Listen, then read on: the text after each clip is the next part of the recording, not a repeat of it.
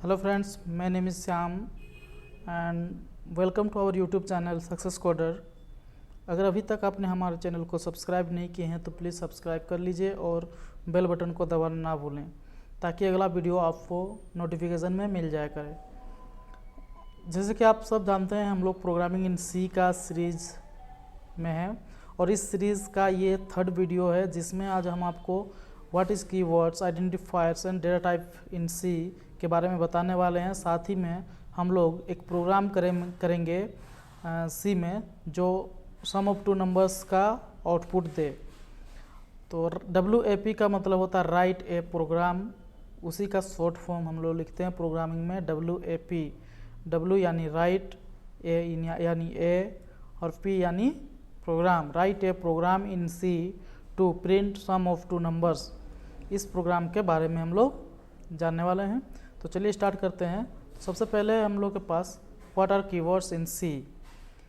तो जानते हैं हम लोग कि कीवर्ड्स क्या होते हैं सी लैंग्वेज में। Keywords are the reserved words that have a special meaning in C language. मतलब कि कीवर्ड्स क्या है, रिजर्व्ड वर्ड है जो कि स्पेशल मीनिंग निकालते हैं सी लैंग्वेज के लिए। The meaning of C language keywords has already been described to the C compiler।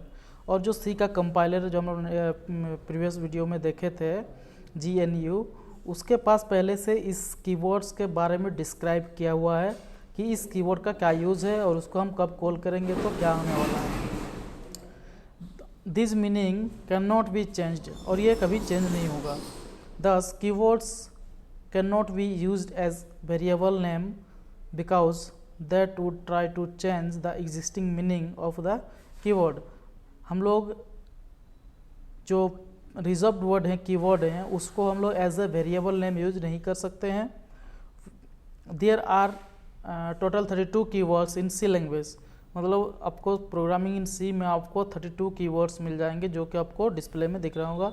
जैसे कि ऑटो है, डबल है, इंट है, स्ट्रक्ट है, ब्रेक है, एल्स है, लॉन्ग है, switch, case, enum, register, typedef, फिकॉन्स्ट, एक्सटर्न, रिटर्न, यूनियन। तो ये सब सारे क्या हैं, रिजर्व्ड वर्ड हैं। ठीक है, तो चलिए हम लोग आगे बढ़ते हैं और हम लोग का नेक्स्ट है what are identifiers in C. Identifiers क्या होते हैं सी का। In C language identifiers are the names give to variables, constants, functions and user-defined data type, user-defined data। These identifiers are defined against a set of rules। Identifiers क्या होते हैं, ये वो नाम होते हैं जो कि हम वेरिएबल को देते हैं, constants को देते हैं, functions को देते हैं and user-defined data type को देते हैं। तो और इसको डिफाइन करने के लिए कुछ सेट ऑफ रूल हैं जो रूल हम नीचे डिस्क्राइब किया हुआ है। पहला रूल है जिसमें N identifier can only have alpha numeric और कैरेक्टर्स। मतलब कि एक जो आइडेंटिफायर होगा वो अल्फा न्यूमरिक कैरेक्टर्स होगा जो A to Z स्मॉल या A to Z कैपिटल या 0 से 9 एंड अंडरस्कोर का यूज होगा। जिसमें the first character of N identifier can only contain alphabet, जिसमें से जो पहला कैरेक्टर होगा वो हमेशा अल्फ़ाबेट या फिर अंडरस्कोर यूज कर सकते हैं। नेक्स्ट है identifiers are also case sensitive in C.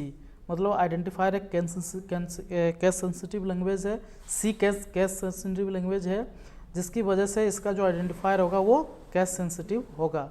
For example name small में एंड नेम जो एन कैपिटल है are two different identifiers in C. ठीक है, keywords are not allowed to be used in identifiers. मतलब हम लोग पहले ही पढ़ चुके थे कि एज ए वेरिएबल नेम हम कीवर्ड्स को यूज नहीं कर सकते हैं, ये भी वही बोल रहा है। नेक्स्ट पॉइंट है no special characters such as semicolon, period, white space, slash और comma are permitted to be used in a identifier. मतलब हम लोग जो भी स्पेशल कैरेक्टर आता है, सेमीकोलन है, पीरियड है, वाइट स्पेस है, स्लैश है, कोमा है, इस सब का अलाउ नहीं है एज आइडेंटिफायर यूज़ करने में। ठीक है, सीधी सी बात है, आप एक ही चीज़ समझिए, आइडेंटिफायर्स हम लोग उसको बोलते हैं जिसको हम आइडेंटिफाई करने के लिए यूज़ करते हैं। जैसे वेरिएबल का नेम हम लोग आइडेंटिफाई करने के लिए यूज़ कर सकते हैं, फंक्शन नेम हो गया, फिर यूज़र डिफाइंड डेटा हो गया। तो इस सब को हम लोग क्या करते हैं, हम लोग अपने समझने के लिए हम लोग नेम करते हैं, नेम देते हैं कि भाई हमको समझ में आया, उसी को ही हम लोग आइडेंटिफायर्स कहते हैं। नेक्स्ट है what are data types. Data types specify how we enter data into our programs and what type of data we enter। Data type ये स्पेसिफाई करता है कि हम डेटा एक मतलब हमारे प्रोग्राम में कैसे इंटर करें और किस तरह का डेटा इंटर करें। C language has some predefined set of data types to handle various kinds of data that we can use in our program। C language में प्री डिफाइंड बहुत सारे डेटा टाइप अवेलेबल हैं जिसको हम लोग as a data को store करने के लिए हम लोग का प्रोग्राम में यूज कर सकते हैं। C language supports two different type of data types. पहला है प्राइमरी डेटा टाइप्स, सेकंड है derived data types. Primary data types these are fundamental data types in C, namely integer, float, character and void. और derived data types are nothing but primary data type but a little twist or grouped together like array, structure and pointer। These are discussed in detail later। इसके बारे में हम लोग बहुत अच्छे से आगे पढ़ेंगे। एरे का अलग चैप्टर ही है, स्ट्रक्चर का अलग चैप्टर है, पॉइंटर का अलग चैप्टर है। तो उसका जब टाइम आएगा तब हम लोग ये अच्छे से जानेंगे कि ड्राइव डेटा टाइप क्या होता है और कैसे होता है। तो प्राइमरी डेटा टाइप हम लोग के पास बेसिकली वॉइड के बारे में हम पहले बता चुके, जिसका कोई रिटर्न टाइप नहीं होता और वो किसी फंक्शन के आगे यूज होता है, ठीक है। तो हम लोग के पास मेनली जो बचे हैं वो है इंटीजर, फ्लोट और कैरेक्टर। इंटीजर, फ्लोटिंग पॉइंट और कैरेक्टर, ये 3 तरह का डेटा टाइप है। मतलब अगर हमको इंटीजर स्टोर करवाना है, मेरा प्रोग्राम में इंटर करवाना है, तो हम लोग कौन सा कीवर्ड यूज़ करेंगे, इंट कीवर्ड यूज़ करेंगे। अगर फ्लोट पॉइंट यूज़ करना है, मतलब इंटर करना है हम लोग को प्रोग्राम में, तो हम लोग कौन सा कीवर्ड यूज़ करेंगे, फ्लोट यूज करेंगे। देखिए यहाँ पर आपको ब्रैकेट में लिखा हुआ है, ठीक है। और कैरेक्टर अगर हमको यूज़ करना है तो हम लोग कौन सा कीवर्ड यूज़ करेंगे, कैर यूज़ करेंगे, ठीक है। तो ये इंटीजर, फ्लोटिंग पॉइंट्स, कैरेक्टर, ये तो हो गया बेसिकली कोई भी जो आम आदमी है उसको समझ में आ जाएगा कि इंटीजर का मतलब होता है 0 to 1, फ्लोटिंग पॉइंट का मतलब होता है कोई भी डेसिमल वैल्यू, जैसे 1.2, 5.9, 6.0 कुछ भी हो सकता है। और कैरेक्टर का मतलब हम लोग जानते हैं A to Z कुछ भी कैरेक्टर हो सकता है। तो इंटीजर, फ्लोटिंग पॉइंट, कैरेक्टर, ये तो आम आदमी के समझने के लिए, आम इंसान के समझने के लिए। इंट, फ्लोट एंड कैरेक्टर ये एक प्रोग्रामर के लिए होता है। प्रोग्रामर ही समझ सकता है कि इंट का मतलब इंटीजर नंबर, फ्लोट का मतलब फ्लोटिंग पॉइंट नंबर और कैरेक्टर का मतलब कैरेक्टर नंबर। लेकिन कंप्यूटर को कैसे समझाया जाए, तो कंप्यूटर को समझाने के लिए अलग से हम लोग वर्ड यूज करते हैं।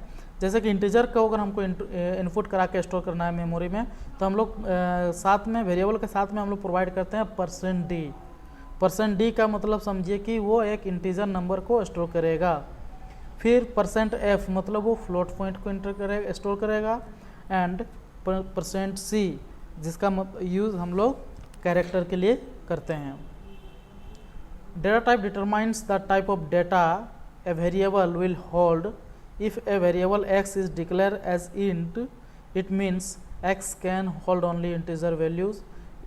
Every variable which is used in the program must be declared as what data type it is। मतलब कि हम लोग कोई प्रोग्राम में कोई भी अगर वेरिएबल यूज़ कर रहे हैं तो उस वेरिएबल को सबसे पहले हम लोग को डिक्लेयर करना कंपलसरी है कि वो किस तरह का डेटा टाइप है, ठीक है।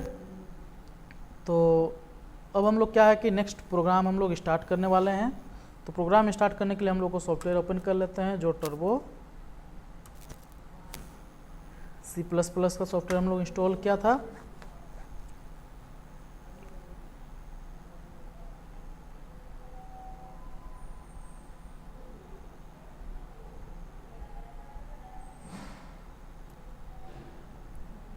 और पिछला वीडियो में हम लोग एक प्रोग्राम देखे थे हेलो वर्ल्ड का, लेकिन उसको सेव कैसे करते हैं इसके बारे में हम लोग कोई डिस्कस नहीं किए थे। तो आज का इस वीडियो में हम ये भी जानेंगे कि हम लोग अपना प्रोग्राम करने के बाद उसको सेव कैसे करें। तो स्टार्ट टर्बो C++ का हम लोग सॉफ्टवेयर स्टार्ट कर लेते हैं, ओपन हो जाएगा जिसमें हम अपना कोडिंग कर सकें। तो आज का हम लोग का प्रोग्राम क्या है, write a program in to print sum of 2 number, यही था। तो सबसे पहले हम लोग जाके एक न्यू फाइल ले लेते हैं, ठीक है, और इसको हम लोग कर देते हैं बड़ा। अब हम लोग हेडर फाइल का ज़रूरत है, तो सबसे पहले हम लोग हेडर फाइल इंक्लूड करेंगे। इससे आगे पीछे इंक्लूड करने से इससे कोई मतलब नहीं, कोई फ़र्क नहीं पड़ेगा आपका प्रोग्राम में। तो हम लोग को 2 हेडर फाइल चाहिए, 2 हेडर फाइल हम लोग लगा लिए। फिर उसके बाद हम लोग यूज़ करते हैं वॉइड मेन, जो कि प्रोग्राम को रन करने में, प्रोग्राम रन करना वही से स्टार्ट होता है। और लास्ट में हम लोग गेट ch का यूज़ करते हैं ताकि मेरा जो आउटपुट हो वो स्क्रीन में होल्ड करके रखे, ठीक है। अब यहाँ पर हम लोग वेरिएबल डिक्लेयर करते हैं। तो सबसे पहले हम लोग वेरिएबल डिक्लेयर करते हैं इंट a = 5, b = 7, ठीक है। एंड तीसरा वेरिएबल हम लोग ले रहे हैं सम नाम का, जिसमें हम लोग a और b को सम एडिशन करके सम में स्टोर कराएंगे और सम को हम लोग प्रिंट कराएंगे। तो जनरली करना क्या है, तो सम = a + b हो गया सम। अब इसको प्रिंट करना है, प्रिंट f, ठीक है। प्रिंट f का यूज़ हम लोग क्यों करते हैं, आउटपुट के लिए। तो %d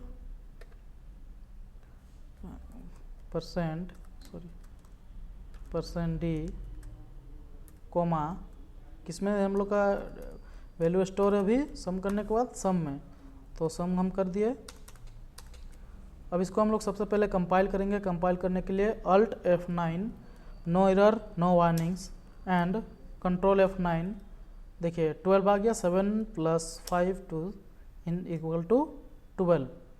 तो ये तो प्री डिफाइंड हो गया। अब अगर हमको यूज़र से इनपुट लेना है और आउटपुट कराना है, तो उसके लिए हम लोग प्रिंट f हम लोग किस लिए यूज़ कर रहे हैं, आउटपुट के लिए यूज़ कर रहे हैं। तो जस्ट उसी तरह से हम लोग इनपुट के लिए भी कोई फंक्शन यूज़ करना पड़ेगा, जो कि इनपुट करने के बाद उस वेरिएबल में डेटा को स्टोर करे। तो हम लोग इसको अभी इस लाइन को मिटा देते हैं और यहाँ पर हम लोग वैल्यू भी हटा देते हैं, क्योंकि हमको वैल्यू यूज़र से लेना है। तो सबसे पहले हम लोग यहाँ पर मैसेज देंगे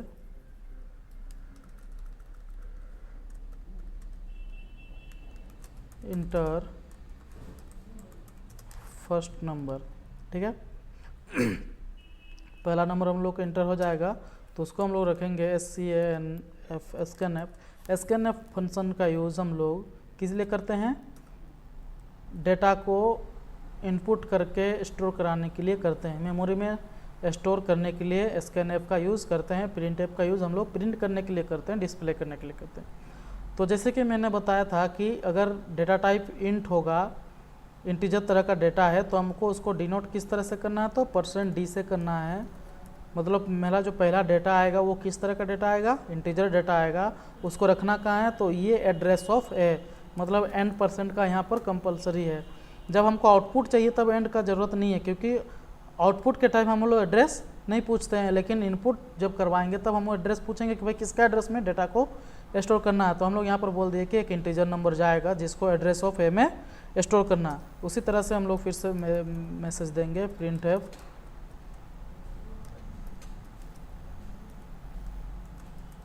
इंटर सेकेंड नंबर, ठीक है। सेकेंड नंबर जब आएगा उसको भी उसी तरह से scanf, और यहाँ पर हम लोग दे देंगे क्या, %d और कोमा एड्रेस ऑफ b, मतलब b में मेरा ये सेकंड जो नंबर इंटर करेगा उसको b में सेव करो। सेव करने के बाद फिर हम लोग सम = a + b कर लिए। करने के बाद यहाँ पर हम लोग printf %d कोमा, यहाँ पर एड्रेस देने का ज़रूरत नहीं, सिंपली हम लोग क्या लिखेंगे, सम लिखेंगे। अब इसको हम लोग कंपाइल करेंगे F9, कोई एरर कोई वार्निंग नहीं। फिर कंट्रोल F9, तो जैसे बोला कि देखिए इंटर फर्स्ट नंबर, तो हम डाल दिए 23, और इंटर सेकंड नंबर हम डाल दिए 2, तो मेरा आउटपुट आना चाहिए 25, ठीक है, आ गया। लेकिन पहले का डेटा मेरा दिख रहा है, इसके लिए हम लोग कल यूज़ किए थे कौन सा, फंक्शन यूज़ किए थे हम लोग,